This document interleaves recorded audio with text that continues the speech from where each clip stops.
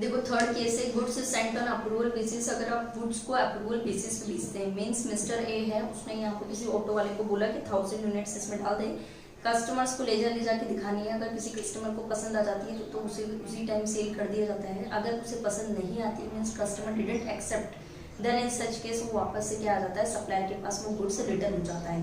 तो गुड्स अगर आप अप्रूवल बेसिस पे भेजते हैं तो जिस डेट पर सप्लायर के प्रीमाइसेस से निकला है उसके विद इन 6 मंथ और एक्चुअल में कस्टमर ने जिस डेट पर एक्सेप्ट कर लिया, तो date of acceptance means date of supply मान लिया जाता है उसे।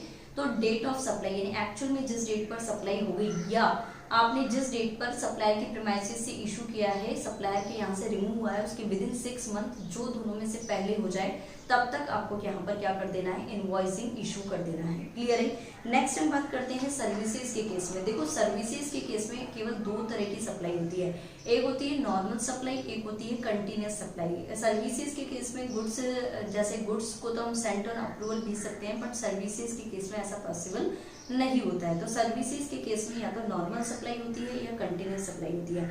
अगर आप सर्विसेज के केस में नॉर्मल सप्लाई कर रहे हैं तो यहाँ पर सर्विसेज में है कि आप सर्विस का प्रोविजन बनाने से पहले भी इनवॉइस इशू कर सकते हैं, और अगर आप चाहें तो after the provision of service भी इनवॉइसिंग इशू कर सकते हैं। तो सर्विसेज के केस में बिफोर और after the provision of service कभी भी आप क्या कर सकते हैं, इनवॉइसिंग इशू कर सकते हैं।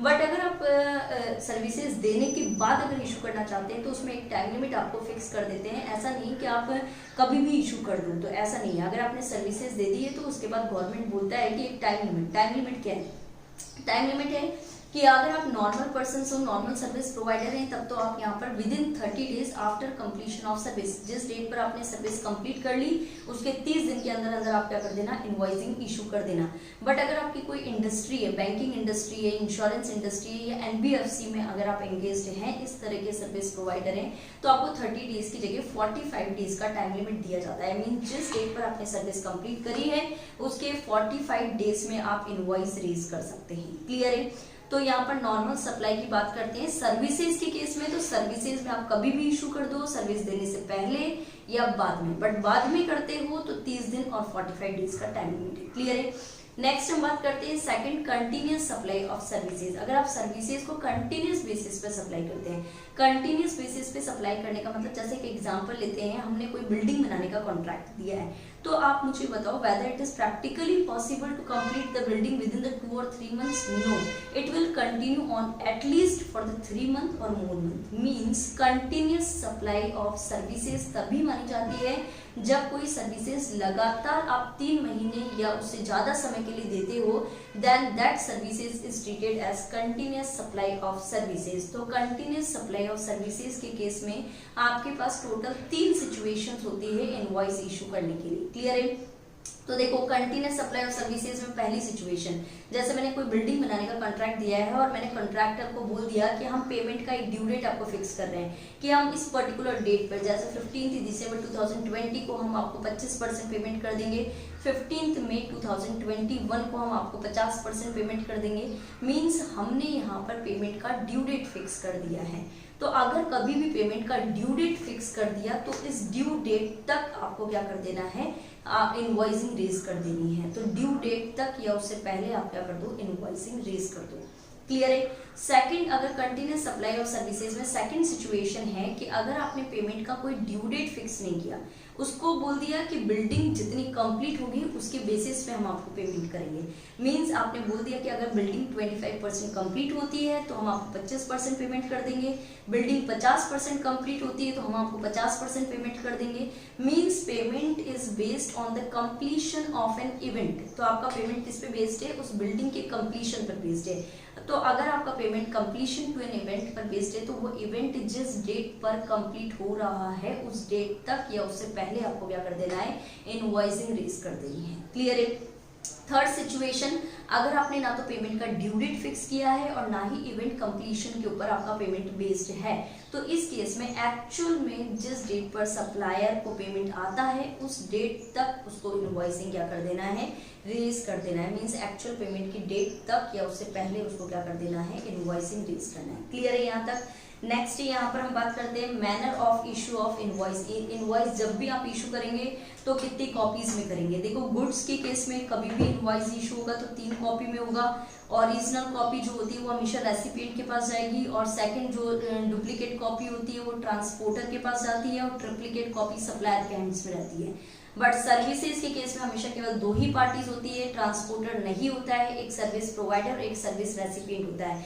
ओरिजिनल कॉपी हमेशा रेसिपिएंट के हैंड्स में रहेगी, और डुप्लीकेट कॉपी हमेशा किसके हैंड्स में रहेगी, सर्विस प्रोवाइडर के हैंड्स में रहेगी। क्लियर है। नेक्स्ट टॉपिक की हम बात करते हैं ई इनवॉइसिंग। देखो ई इनवॉइसिंग में यहाँ पर क्या है, इलेक्ट्रॉनिक मोड से इनवॉइसिंग कंपलसरी कर दी है। किनके लिए, जो भी बड़े डीलर्स है नोटिफिकेशन पास किया है, notification number 13/2019 pass on the 13 December effective from the 1 April 2020। E invoicing जिन भी रजिस्टर्ड पर्सन का टर्नओवर, एनुअल टर्नओवर 100 करोड़ से अबव है तो उनके लिए कंपलसरी कर दिया है कि आप पोर्टल पे जाके ई इनवॉइसिंग ही करेंगे। क्लियर है।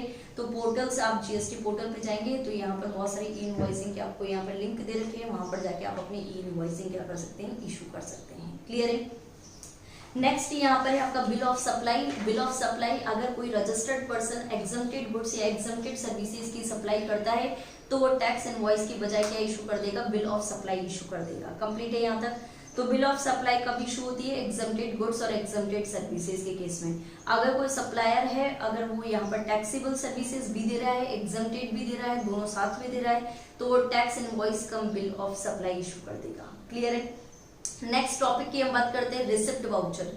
रिसिप्ट वाउचर क्या होता है, देखो receipt voucher, payment voucher, refund voucher, 3 तरह के वाउचर होते हैं। कितने वाउचर होते हैं, 3। रिसिप्ट वाउचर, पेमेंट वाउचर और रिफंड वाउचर।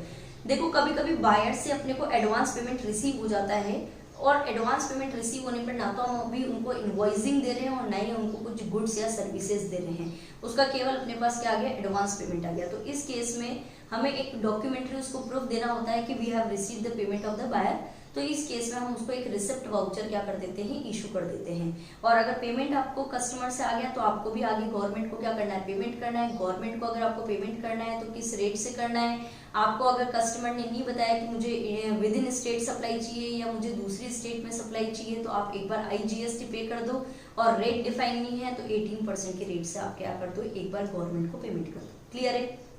नेक्स्ट टॉपिक है आपका रिफंड वाउचर।